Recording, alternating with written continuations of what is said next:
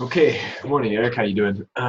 Thanks for letting me do this. Sorry, I'm gonna be traveling on Friday with my son, headed up to Utah. So we're on a plane we're supposed to be. So I'll record mine, you record yours, and then we'll get together on Saturday, see if we can help each other out. Sorry about my voice, fighting the cold, and the cold's winning. So, but this last week I went through my last two, the CSS transforms and animations. I know we mentioned that we could combine them together, but I found that they're so different. Looking at the difference between the transitions and the transforms and then the animations, so I just kind of did them separate. So,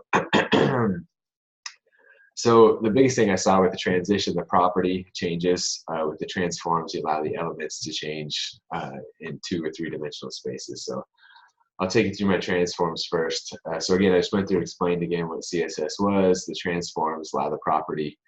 They're triggered when the element changes, such as a mouse over, a mouse click. So I got some real basic examples here, but there's a hover over where it changes in size. I did this one where it spins, and then I did this one where it just slides out to the right and has a background. So the code for this one was pretty cool. You actually code 2 boxes, and then just have one of them move out of the way. So I'll show that to you real quick for the transforms. So again, on the transforms, I put all the CSS right there in the document, but I've got the square 1 and square 2 on that second one, and then you just write out each of the classes here: square, droplet, and square. And so the droplet, when you hover over it, it just rotates 1,080 degrees, which gives it that look like it's spinning. So pretty basic. And then the droplet, sorry, in that first one, you hover over the transforms, and it does the double scale, so it shows you that different look. So those are the codes for that one. Let's take a look at now animation. So animation was actually pretty fun. I kind of enjoyed it. I went and looked through a bunch of different stuff. So with an animation, allows the definition of an animation effects to be adding the CSS animation.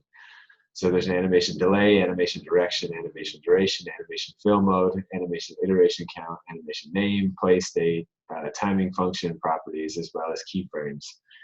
Which the keyframes I use quite a bit. It was kind of cool.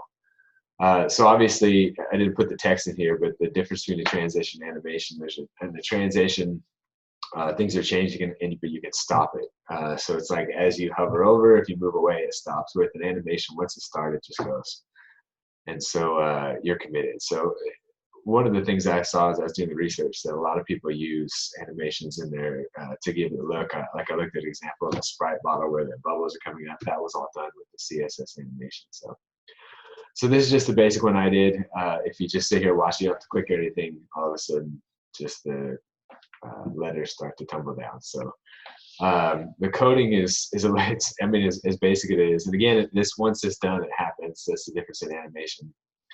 The coding was a little more, it looks so simple, but the coding was actually a little more difficult. So I'll pull that up here.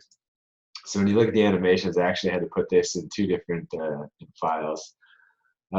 So I did the animations, and then you have to do the JavaScript to get it to go through. And then you also have to do, so this is the JavaScript for it to go through. And then you also have to do the CSS. So, and I added the CSS to style.css, the one I used. Was it style or style? I think it was style.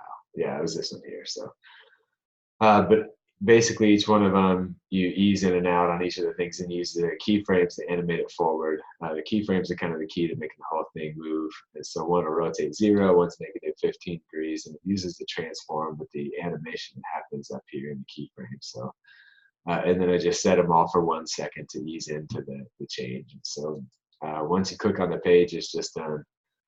Let's see here, animations 2 is to pull up so you can see the actual code. But the code itself is just real basic. All it is you just put the, is it this one? I had to do it 2 or 3 times. Oh, there it is, 3. Yeah, so the code is real basic. You just call the 3 classes, and then you style those with the JavaScript, and then use the CSS and the style just to make it look like the letters are tumbling. So as basic as it is actually one of the harder ones to do, but it's a really cool skill. I enjoy doing it. It made it real nice to kind of see what you can do with animations. I think it's something I'll use a lot in the future, just to add some style and different things to your page. I looked at a bunch of different examples where guys use it, where like birds are flying across the screen. Just gives you a cool look to everything you're doing. So I hope you're doing well. Look forward to seeing yours. And then, yeah, just shoot me over a text. We can get together on Saturday, talk about any struggles or anything you had. Hope it's going well, though. So thanks, man. Talk to you later.